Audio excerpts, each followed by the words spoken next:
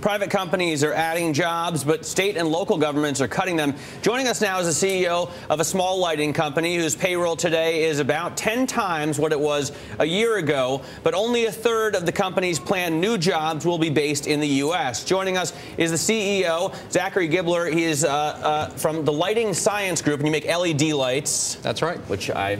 Which I really enjoy using a lot of. And you sell into Home Depot, I mean, a lot of... That's right. We just launched at Home Depot for a consumer market. We've been selling into the professional market for some time now, but have had a major uptick in demand through Home Depot and other channels. So you have 250 workers now in Florida at your main U.S. location, and you want to add more, but you're not going to add any production workers in the U.S. Instead, you're going to go to China and Mexico. Why is that? That's right. We actually have about 350 employees in Satellite Beach total, 250 are production employees.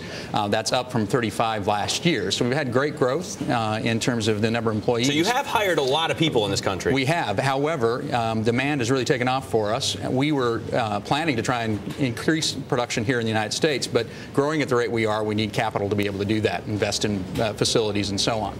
Our first attempt to do that in the U.S. was to work through the recovery bonds, or the stimulus bonds, which are available to companies like Lighting Science. But as we tried to pursue those, the time it took to close on those bonds to actually secure the capital to expand was far longer than we had to actually meet the demand that we have for our products. We're growing super fast, and if we waited, we would have actually missed some of the market opportunities. So we've gone to China instead, where we're using contract manufacturers, as well as Mexico, where we're opening a facility under our Lighting Science management, where capital is immediately available. It took us weeks, which would have taken us a year or so to secure the capital through the bonds. All right. You know, when we think about small businesses, there's a lot of really, really small businesses, but I think you'd be considered a small business, $32 million in revenue last year, correct? That's correct. Do you feel like the government, we talk so much about small business and how important it is to the overall economy. Is the government listening? Are they doing enough for small businesses in your view? It sounds like maybe not. Well, in this case, I think the attempt on the bonds was a great thing. Obviously, something for a small company like Lighting Science to be able to leverage those. We were excited about it, and we pursued it. It was just the red tape associated with it and the time that it took to secure that was the problem. So I think the attempt to do the right thing for small businesses was there, but the practicality and the reality wasn't there that we could actually execute on it. What did you do to get, I mean, what was the process of getting capital in China and in Mexico? Why could they give it to you instantly while it takes us 12 to 18 months? Well, in China, we're working with a contract manufacturing company there. It's a Chinese-based company, and they were able to provide the capital directly. We started discussions with them, and in a matter of a few weeks, they were willing to go ahead and put the capital in required to expand their facilities. And this was really more for capital equipment, not people.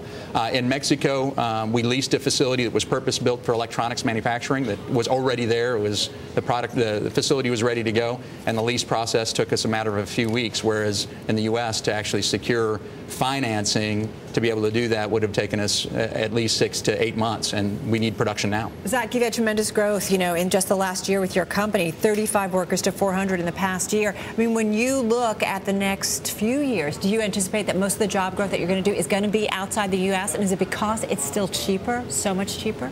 Actually, you know, cost in terms of labor cost is not really a driver for Lighting Science as much, because our products, the amount of labor versus the total cost of the product is very small. It's not very labor intensive. So we could produce jobs here, and hopefully we'll do that more in the coming year. We do intend to add additional jobs. It's all about getting capital for you. But it's capital for us. And the jobs we'll enter in the next year are more technology jobs, design, development, researchers.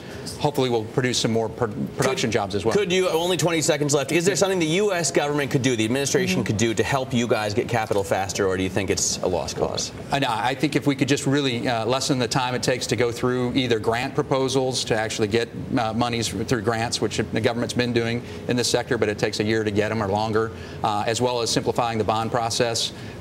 Especially that's a government-private partnership where we would go through banks. Simplifying that process would be a huge advantage for companies like Lighting Science.